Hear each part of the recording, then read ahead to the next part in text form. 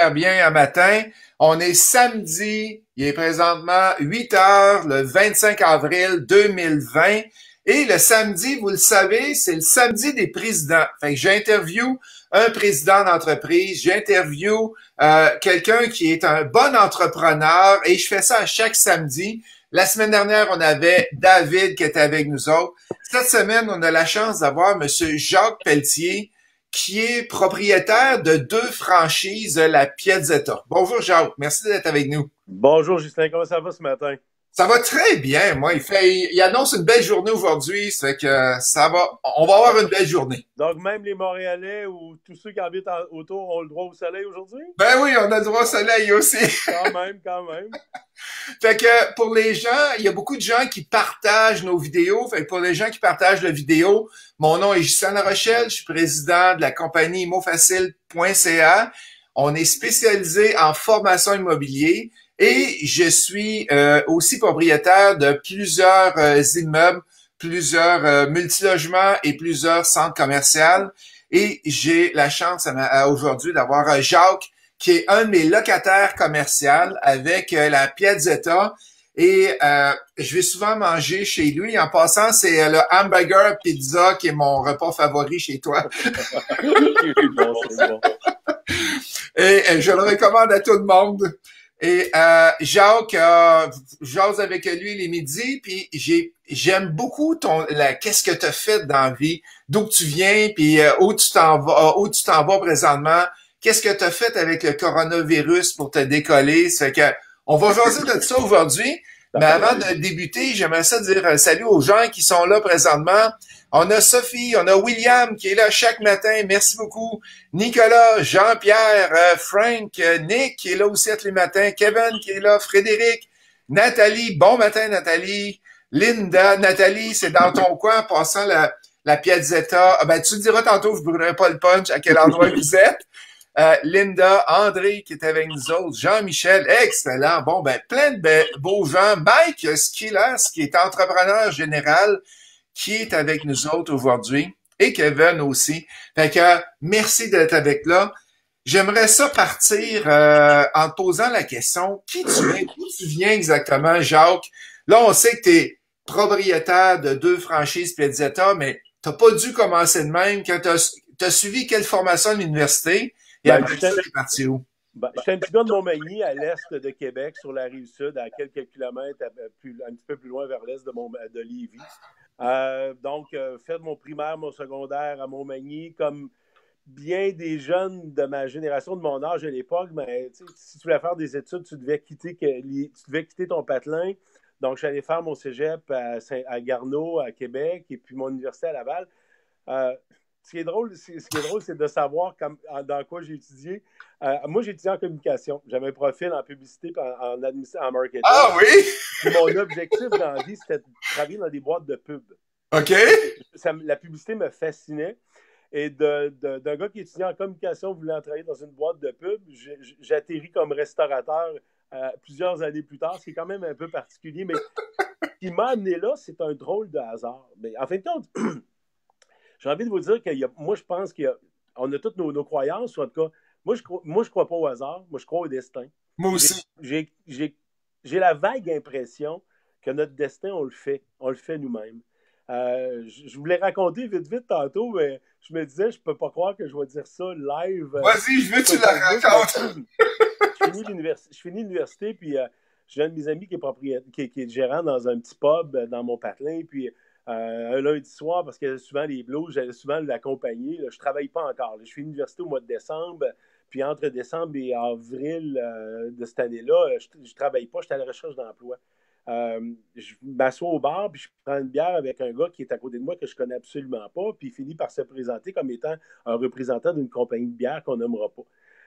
Donc, on parle, il me dit, tu jases, t'as de la gueule, t'as de la gueule. Il dit, écoute, moi, je te verrais faire un emploi pour commencer, un emploi d'étudiant, représentant étudiant. Puis moi, je le regarde, je dis, écoute, c'est un peu pédant, regarde, sûr de moi, je m'en vais lui dire, ben écoute, moi, excuse-moi, là, mais moi, je viens de sortir de l'université.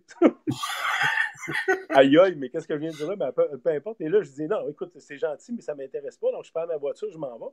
On se rappelle que c'est l'époque où il n'y a pas de cellulaire. C'est à peine l'époque où il y a des petits pagettes, là, on commence les Ah ouais, c'est pagettes. ça, ouais. Et puis là, ben, mon chum qui est gérant du pub me rappelle, il me dit, écoute, Jacques, il y a quelque chose que je comprends pas, tu viens de dire non à une job. J'ai dit, j'ai pas dit non à une job, j'ai dit non, dis non à une job. Il dit, non, il dit, t'as dit non à une job Puis que tu sais pas. en Ouais, passant, c'est pas une petite brasserie, là. C'est une non, non, c'est ça. la plus grosse C'est brasserie au Québec, là. c'est ça. Donc, il me dit, non, non, il dit, tu viens pas de dire non à une job d'étudiant, tu viens de dire non à une job que tu sais même pas où cette job-là va te mener. Fait que là, tu rappliques au pub, moi, je lui paye une bière, puis là, tu viens lui dire que tu vas aller la passer l'entrevue. Et je suis allé passer l'entrevue. Et j'ai eu le poste d'étudiant, puis après ça, on m'a fait signer un contrat de quelques mois pour rester dans la brasserie, ce qui, en fin de compte, a fait en sorte que j'ai vraiment réalisé que c'est pas vraiment de la pub que je voulais faire. Ce que je voulais faire, en fin de compte, dans la vie, moi, c'est de travailler avec le monde, être en contact avec les gens, être proche du monde, être vraiment connecté. Donc, ça m'a amené à faire une carrière d'un petit peu plus de, à peu près 23 ans dans l'alimentation. Je suis assez fidèle dans la vie, je change peu de job. Donc, j'aurais fait 13 ans pour. Moi, j'ai travaillé dans le monde de la croustille, en fin de compte, des Ah snacks et oui! des collations. Donc, j'ai travaillé pour la compagnie, pour la compagnie Yum Yum, qui OK, est une oui. compagnie totalement québécoise, près de 13 ans pour eux autres. Puis quelques années après, on m'a offert un défi d'aller travailler malheureusement, pour le compétiteur, là, qui est Humpty Dumpty Old Dutch. Puis là, j'ai passé quelques années avec eux autres. Donc, c'est une belle carrière, sérieusement, de près de 23 ans dans un milieu où j'ai côtoyé du monde de partout au Québec. J'ai travaillé j'ai rencontré des propriétaires de petites, de moyennes et de grandes surfaces d'alimentation. On m'a donné l'opportunité, parce que je pense que c'est une opportunité, de côtoyer les gens des comptes majeurs, des grandes chaînes alimentaires à Montréal, entre autres, Provigo, Maxi, Loblaws, tous ces gens-là, Métro. Donc, sincèrement, une bière un soir dans un bar m'a propulsé, et en passant, une bière, on s'entend, c'est une bière, ça m'a propulsé dans une carrière pour laquelle je ne m'attendais absolument pas, mais qui m'a comblé comme c'est pas possible, et qui, 20 quelques années plus tard, m'amène à faire de la restauration. Et qu'est-ce qui a fait que t'as lâché la représentation qui Ben, est en fin, du service aux clientèles, là? ben, en fin de compte, je ne l'ai pas vraiment lâché. En fin C'est de elle compte, qui t'a lâché. il y a un contexte au Québec qui fait que certains d'entre nous avons perdu nos emplois. OK. Puis, ben là, c'est tellement une histoire un peu rocambolesque mon affaire. Vous savez, la pièce d'État, moi, en 2000, il faut pas, là, je suis mêlé dans mes années, mais 2011. Donc, 2011, moi, j'ai toujours été un client de la pièce d'État Lévis. OK. Depuis son ouverture. OK. Vraiment depuis son ouverture. Et drôle de hasard en passant, pour ceux qui se souviennent, qui ont mon âge, à mon époque, la bière populaire, c'était la Black Label. OK. Donc, moi, je fais l'ouverture de la terrasse de la pièce d'État Lévis en 1992. Aïe, aïe, OK. Et je me retrouve en 2011 propriétaire de la même pièce d'État. Oh, wow. Ouais. Donc, encore là, il n'y a pas d'hasard. Ouais. Donc, en 2011, en perdant mon emploi, sur un coup de tête, en revenant de faire un tour de vélo, j'ai arrêté de voir les propriétaires, les anciens propriétaires de la Elle pièce. s'y connaissait bien. Oh oui, c'était des amis. C'était des amis. Et encore là, quand je parle d'ironie, quelques années avant, un des deux propriétaires, mais j'étais assis avec lui j'étais en train de prendre un verre de vin. Marcel me dit, genre, tu sais, un jour, je te verrai faire ça. Tu as la gueule pour faire ça. Et moi, je lui donne un petit coup de coude en lui disant, ben oui, Marcel, ben oui. Ah oui, c'est sûr que. Et imaginez quelques années plus tard, je lui ai fait un offre d'achat. Et vraiment, un offre d'achat sur un coup de tête en revenant de faire un vélo. J'ai dit, écoute, Marcel, si t'es vendeur, moi, je suis acheteur. Marcel dit, ben là, genre, tu me prends un peu. Je suis pas vendeur. Je dis, écoute, Marcel, tout est à vendre. Donc, moi, si tout est à vendre, ben tout est achetable. Donc, moi, j'ai un intérêt. C'est que là, tout ça a pris quelques mois, bien sûr. On a négocié, on a discuté, on est allé voir qu'est-ce que c'était la pièce d'État aussi. La pièce d'État, moi, comme client, d'un côté du comptoir, je la connaissais vraiment bien. Mais de l'autre côté du comptoir, je ne la connaissais pas. Ben oui, c'est ça. Donc, j'ai découvert ce qu'était. On a regardé les états financiers, on a regardé aussi c'était quoi le potentiel, et c'était quoi le potentiel de Jacques Pelletier à tout à coup tu sais, sortir de sa zone de confort et de rentrer dans un milieu que je connaissais, mais comme je dis, que je ne connaissais que d'un côté du comptoir. Ah, intéressant. Puis là, fait que ça fait depuis 2011 que tu es propriétaire de à Lévis de la Piazzetta. Ouais. Puis qu'est-ce que le service à clientèle, parce que tu as tout le temps été dans le service à clientèle, Ouais, c'est quoi pour toi le service à clientèle? Parle-nous donc de ça. Oh my God, c'est une bonne question que vous me posez là. C'est quoi le service? Je pense est-ce qu'il y a une vraie définition du service à la clientèle? Moi, ma vision est assez simple. Des années de l'alimentation, j'ai toujours été extrêmement près des propriétaires, des gérants, plus, peu importe. J'ai toujours été près des gens avec qui je faisais affaire. Euh, J'avais pas de formule miracle. Comme je dis, moi, j'embarque dans un milieu que je ne connais pas. Je fais une petite parenthèse en vous disant que faut pas se cacher que du milieu de la représentation au milieu de la restauration, j'ai été extrêmement déstabilisé la première année. Là, j'étais là, mais dans quoi je me suis embarqué? Mais j'ai essayé de me ramener à l'essentiel, à me dire qu'est-ce qui a fait, pas mon succès, mais qu'est-ce qui a fait que j'ai été heureux dans l'alimentation. Tu as le droit de le dire, succès. Ouais, ben ouais, Reste pas humble, tu as le droit de le dire. On se connaît, vous savez que j'ai un peu de... Oh oui, je le sais que tu vas tuer. D'ailleurs, c'est la première fois après 2 ans que je vous tutoie. Hein, OK? Oui. Ben, ce qui a fait, disons que ce qui a fait mon succès, c'est d'être proche du monde. Ouais. Donc, le service à la clientèle, que ce soit à Piazzetta, en tout cas, peu importe, j'ai l'impression que moi, je suis toujours en mode service à la clientèle. Je vais à l'épicerie, puis je croise une dame, un monsieur avec un panier d'épicerie, puis je sais pas, je vais avoir une attitude qui va faire en sorte que la personne va se sentir assez. En tout cas, j'essaie que la personne se sente bien, tout simplement. J'ai envie de vous le dire quand même avec les gens avec qui je travaille, parce que j'aime pas ça dire mes employés, parce que c'est pas mes employés, c'est vraiment des partenaires avec qui je suis, mais j'essaie de faire la même chose avec les gens avec qui je travaille, c'est-à-dire de faire en sorte que les gens se sentent bien. C'est un petit peu ce que j'ai envie de vous dire, comme ce qu'est ma définition de service à la clientèle. Ah, c'est bien. Puis moi-même, quand que je vais à l'épicerie, je regarde la fille ou le gars qui est la caissière ou caissier, puis aussitôt que j'ai la chance de voir son nom sur Ouais. sa chemise, ah ben merci Mélanie, t'as très bien fait ça, merci. Passe une belle journée Mélanie. Ouais, La personne est là, puis elle dit, ah ben merci monsieur, c'est super gentil, qu'est-ce que vous me dites? Fait que allez utiliser le prénom, allez utiliser les choses, c'est des très bonnes techniques. J'aimerais ça faire appel, comme je fais tous les jours, aux gens qui sont en ligne présentement. Avez-vous des techniques de service à clientèle dans votre domaine que vous utilisez, que vous pourriez donner aux gens qui sont ici? Je vois que Nathalie, Marika, Natia, Natis, Linda qui sont rentrés aujourd'hui. Quelles sont vos techniques que vous avez de service à clientèle? Linda, par exemple, est courtière immobilière. Christian travaille en rénovation. Fait que Christian, toi, t'as été pendant des années à vendre des armoires de cuisine. Qu'est-ce que tu faisais pour avoir un succès que tu as eu au long de toutes ces années-là? Et on a Steve aussi, qui est entrepreneur général. On a Guillaume, qui est électricien, qui est avec nous aujourd'hui. Fait qu'il y a plein de gens super intéressants. Et on a Carl qui a 175 portes et lui a des locataires. Qu'est-ce que tu fais, Carl, pour avoir un bon service aux locataires? Et si vous aimez mes entrevues, allez cliquer sur J'aime Imo Facile. Ça va vous donner un accès à voir mes entrevues à chaque jour. Et si vous aimez l'entrevue avec Jacques, ben, envoyez-y donc un beau cœur. Puis ça rentre, Jacques. Il y en a plein d'amour qui passent. Oh my God. Excellent.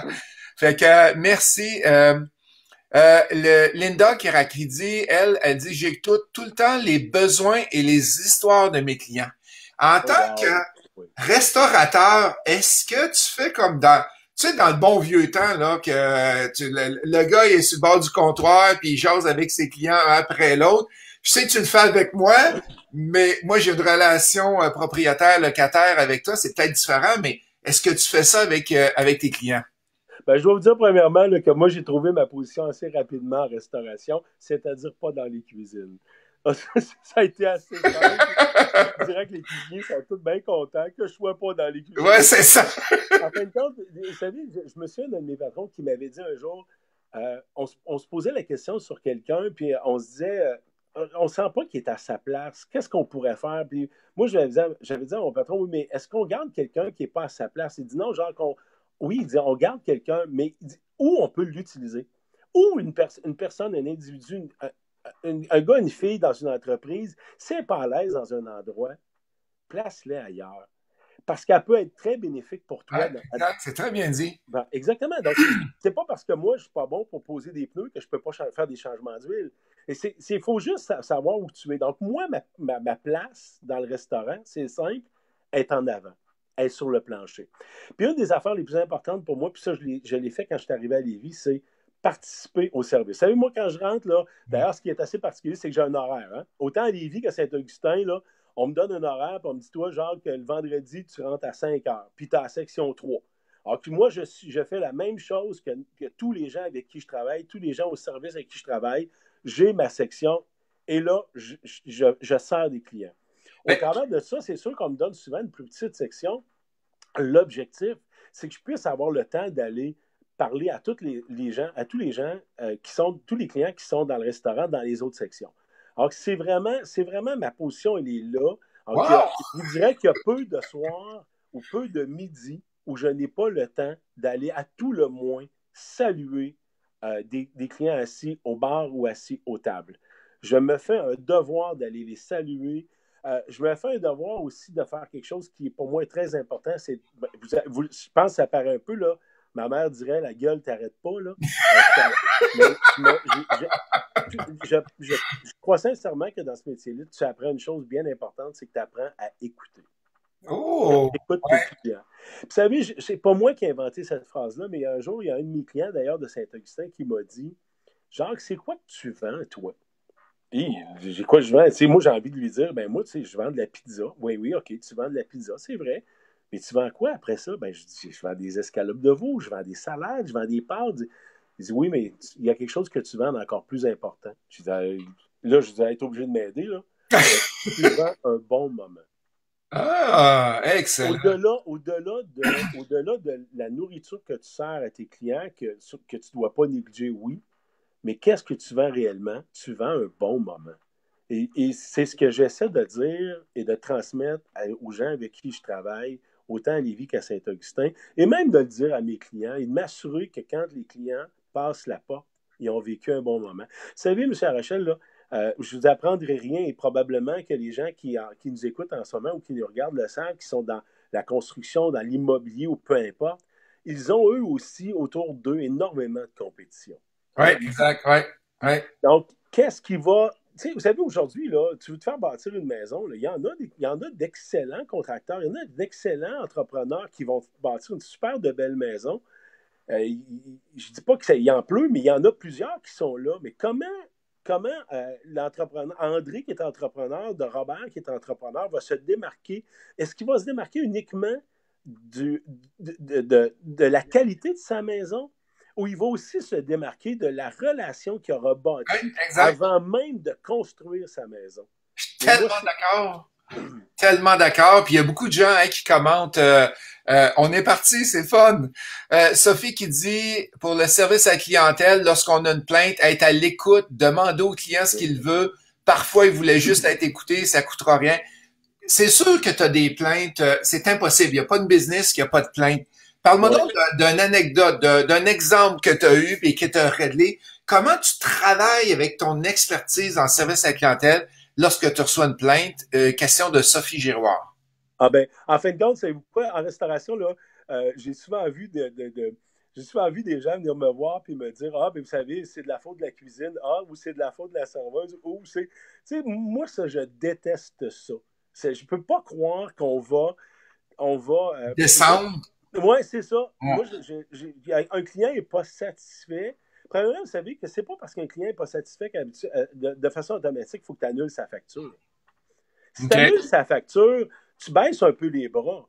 Moi, je pense, je suis assez sûr de vous dire que il est arrivé, oui, quelques fois, j'ai dit, ben, je vais la prendre, la facture, parce que tout ça n'a pas d'allure. Là. Mais bien souvent, juste en allant voir mon client, en prenant quelques minutes pour l'écouter, juste l'écouter, puis me dire, genre, genre, honnêtement, aujourd'hui, vous n'avez pas été à la hauteur de ce que je m'attendais, ou vous n'êtes pas, ou c'est pas comme d'habitude.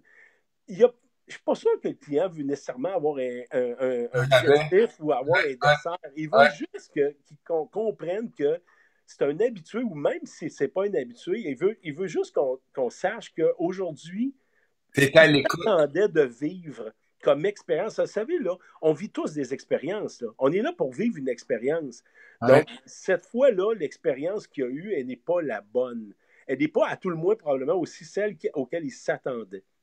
Donc, Excellent. oui, j'en ai eu. Je peux vous dire qu'un jour, moi, j'ai un client qui est rentré dans le restaurant et puis c'est drôle parce qu'avec celle qui le servait, ça allait tellement très, très bien. Puis moi, quand j'allais à la table, il y avait comme quelque chose qui ne fonctionnait pas. J'ai l'impression que ça ne connectait pas entre lui et moi.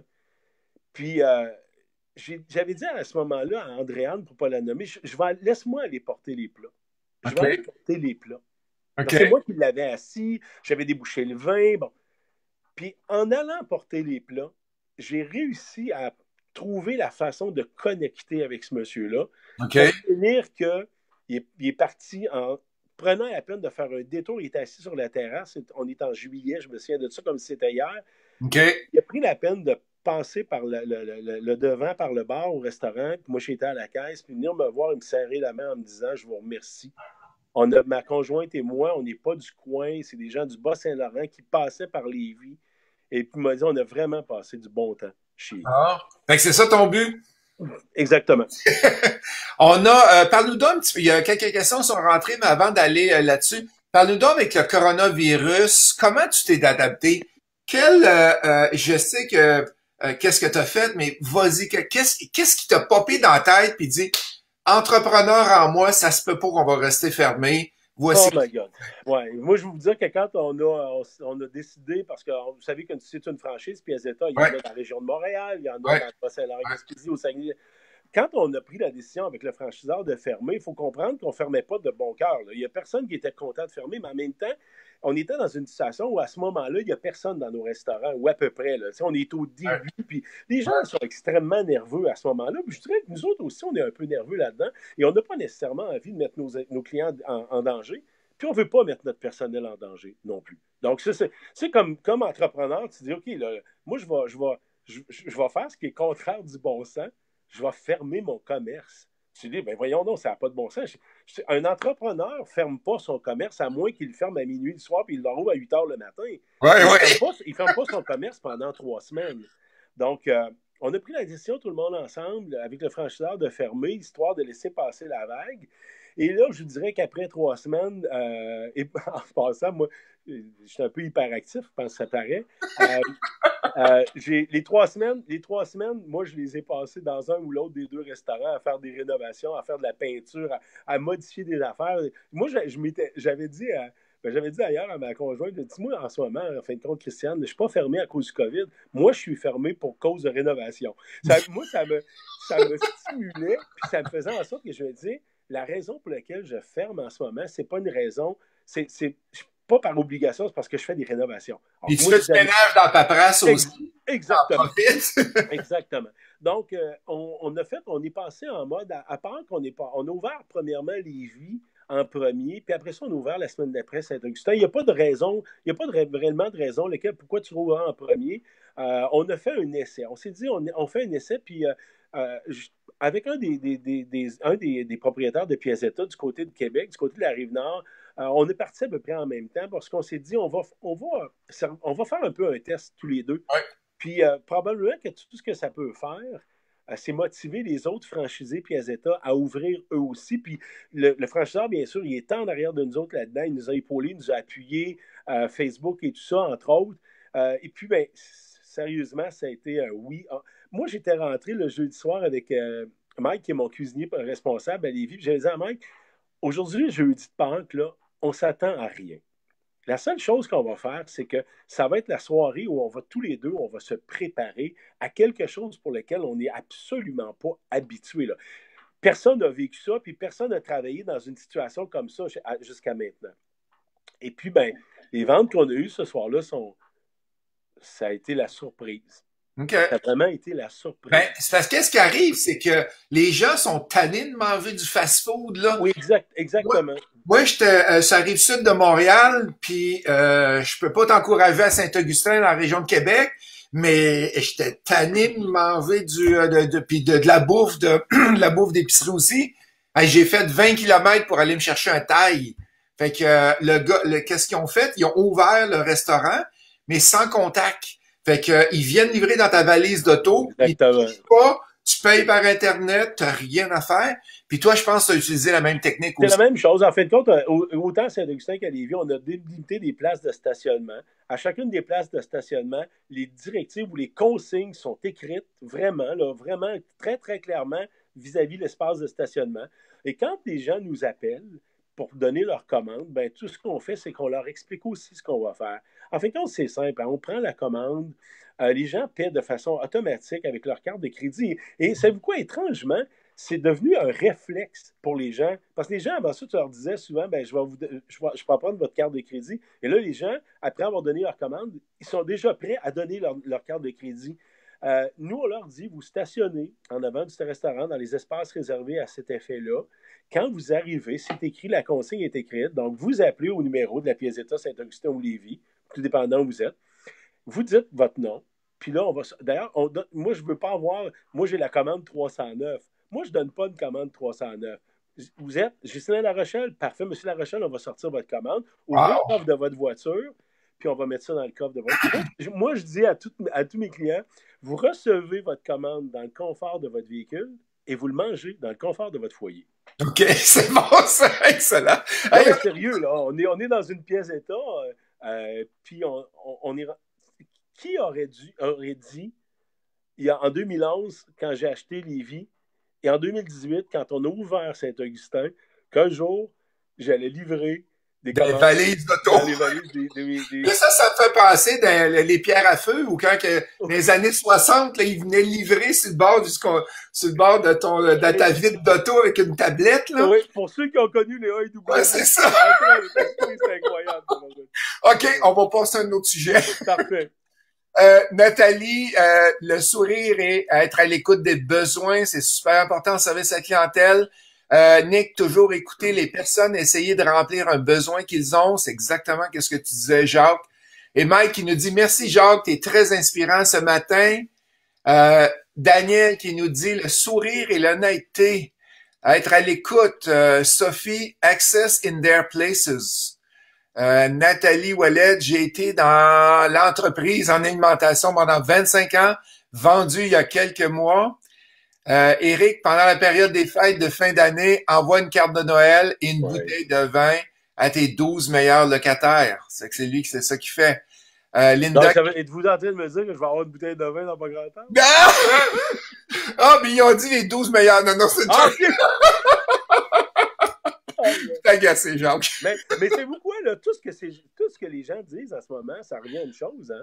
Ça revient à écouter des. Ouais, exactement. Comment ça, là? Ah, regarde, on a Linda qui dit l'écoute, Nick qui dit l'écoute, France qui dit tellement bien dit, Jacques, vendre un bon moment à retenir. Linda. Il y a aussi, je voudrais peut-être juste une chose, je m'excuse de vous dire. Vas-y. Il y a aussi une chose qu'il ne faut pas négliger, là, c'est qu'on ne travaille pas seul. Hein. Oui. Notre succès, là, il ne vient pas tout seul. Moi, là, j'ai bien beau être bien fin, là, je ne suis pas beau, mais je suis fin.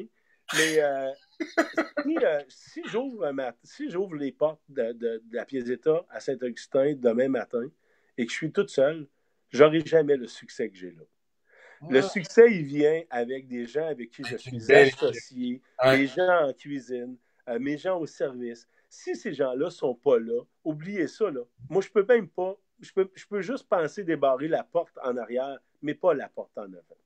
Wow! Tabarouette! Hey, si vous aimez qu'est-ce que Jacques dit un matin, allez-y avec des j'aime. Moi, j'aime ça, Jacques, qu'est-ce que tu dis? Tellement d'accord avec toi. On a Daniel qui dit, c'est différent, Daniel Asselin, qu'est-ce qu'il nous dit?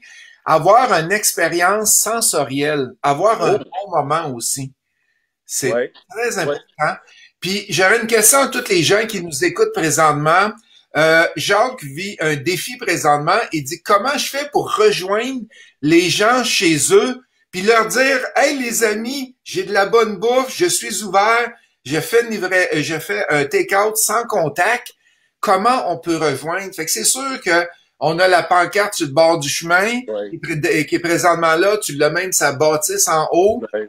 Et on a Facebook un peu, mais comment on fait pour rejoindre les gens? Avez-vous des idées que vous pourriez donner à Jacques? Là, c'est à votre tour de pouvoir lui donner Ouais. un coup de main. Puis je pense que tu vas lire attentivement. Oui, définitivement, oui.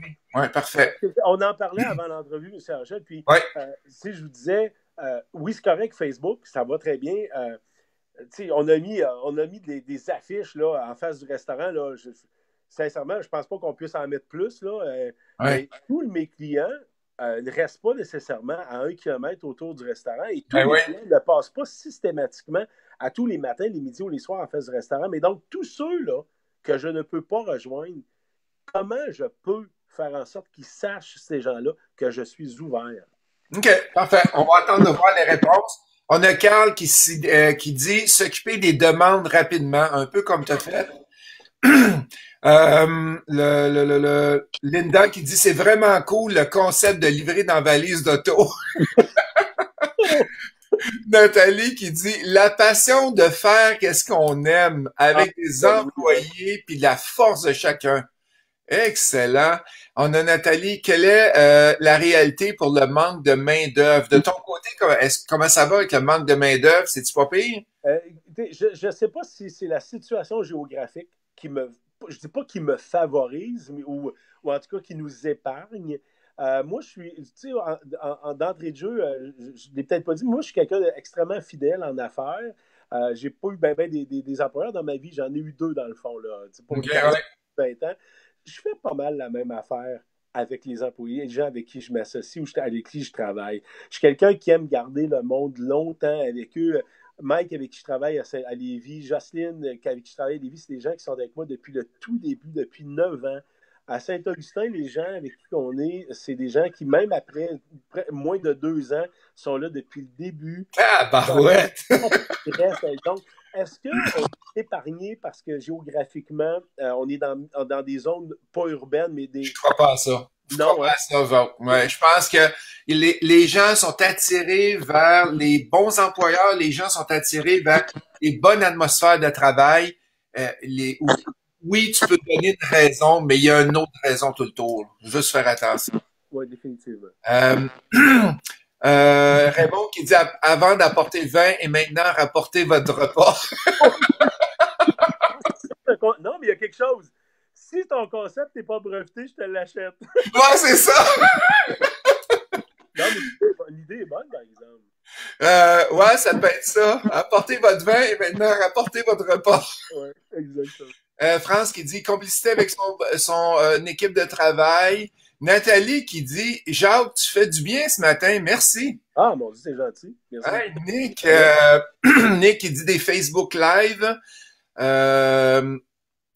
Et Frédéric qui dit il te demande une bouteille de vin, tu pourrais peut-être demander à Jacques qui nous donne un code promo pour nous autres si on veut commander. OK. Fait que si tu as l'intention, je te laisse l'offre, Jacques. Si tu as l'intention, tu peux aller dans le Facebook et d'aller mettre un petit code promo pour tous les gens qui ont écouté. Puis ça va te permettre aussi de voir le Facebook Live, Oui. comment ça fonctionne.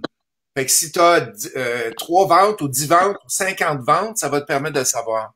Oui, puis en passant, tous ces gens-là là, qui sont là, que je ne vois pas, là, ben, quand vous allez passer par Saint-Augustin ou par Lévis, venez me voir, venez dire hey, j'étais là, moi, tel matin, puis j'ai écouté l'entrevue avec Justin.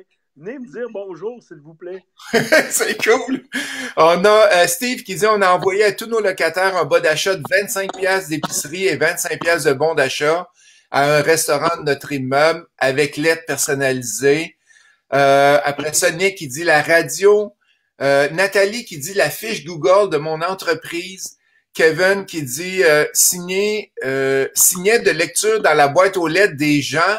On a du temps pour lire. Ah, c'est une bonne idée, ça, Kevin. Kevin qui dit aussi signer publicitaire. Attention avec ton micro, ça bouge. Oui, pas de problème. OK. Christian, tu as fait une présentation avec Ghislain. On va en parler. C'est cool. Fait que partagez donc cette vidéo-là. Ça va donner un coup de main à Jacques et à tout le monde. Puis si vous savez qu'est-ce qu'on fait, allez-y avec un pouce vers le haut. C'est vrai, Daniel, merci. Daniel Baudry, t'es-tu inscrit dans le panier bleu du Québec? En fin de compte, c'est le franchiseur, parce que comme on est des franchisés, c'est une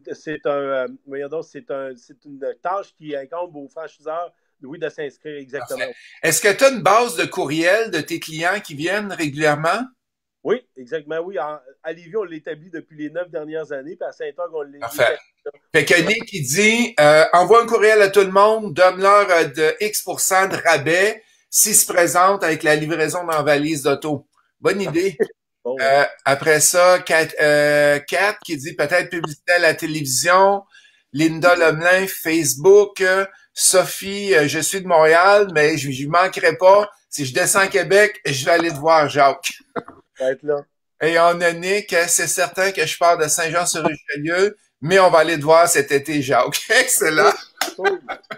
Hey, Jacques, en terminant, aurais-tu un conseil à donner aux gens qui écoutent du côté service à clientèle? Comment que, peu importe la business où ils sont, comment qu'ils peuvent s'améliorer et comment on peut le faire? C'est toute une question pour terminer, hein? C'est toute une question pour terminer. En fin de compte, j'ai envie de dire à tout le monde, suivez votre instinct. Oh, wow. OK. Vous savez, là, si là, c'était si facile d'être entrepreneur, on serait tous des entrepreneurs. Mais je pense que l'entrepreneur, il y a quelque chose qui est en dedans de lui, qui est très viscéral, puis c'est très instinctif. Que ce soit hier, aujourd'hui ou demain, être entrepreneur, c'est un défi incroyable, mais c'est un plaisir incroyable aussi. Moi, là, je vous dis, là, vous savez, là, la Piazzetta, en fin de compte, j'avais 48 ans quand cette aventure-là a commencé.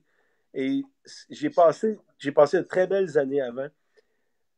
Mais je suis content que ce qui m'est arrivé soit arrivé parce que il y a quelque chose que je savais que j'avais, mais que j'avais jamais eu le guts tu sais, ça me prenait un petit coup de pied dans le derrière pour réaliser ce que j'ai fait. Puis je sais qu'en dedans de moi, je l'avais, cette espèce d'instinct-là, puis ce désir-là de faire plaisir, puis de triper avec le monde. Ben, triper avec le monde, ayez du plaisir avec le monde, peu importe dans le domaine. Tu sais, comme je disais tantôt, tu es en construction, tu fais de la coiffure, peu importe. Quand le client il est là, sois avec lui, sois pas avec quelqu'un d'autre, sois avec la personne avec qui tu es en ce moment, puis sois entière, sois complètement là, toute là. Tabarouette! Quelle belle conclusion! Merci beaucoup, Jacques. Hey, merci à tout le monde. Ghislain, sincèrement, merci. Vous saviez que j'étais. Vous tu, toute ma vie. Oui, c'est ça. Moi, j'étais extrême. Dans mon élément, là, je suis super heureux, je suis bien. Mais dans un élément comme celui-là, là, devant une caméra, dans mon cellulaire, à vous parler, à savoir qu'il y a plein de monde qui soit écoute ou regarde, vous saviez que je suis extrêmement nerveux. Mais j'ai adoré mon expérience, mais vraiment, j'ai tripé. Bon, ben, excellent. Fait qu'on va voir, ça va se partager à grandeur du Québec, ton expérience, Jacques. N'oubliez pas, demain, pour les gens qui m'écoutent, demain matin, j'ai Marc, un écrivain qui va venir nous parler de motivation aussi et notre relation qu'on a avec l'argent. Fait qu'il a écrit 2 livres à date. Et lundi, on parle de flip, on parle de licence RBQ, CCQ, comment ça fonctionne. Mardi, on parle de prêt privé. S'il y en a qui ont besoin de prêt privé, on va vous montrer tout comment ça marche. Encore un gros merci à toi, Jacques. Merci à tous ceux qui nous écoutent. Un pouce à toutes vous autres. Merci pour vos commentaires. Merci pour vos trucs. Merci pour les idées que vous avez données à Jacques aussi pour faire sa publicité. Puis on va voir que ça va sortir. Et Jacques, n'oublie pas, on a une personne qui a demandé un code promo, là. Oui, exactement. C'est bon. Merci beaucoup. Bye bye. Bye bye.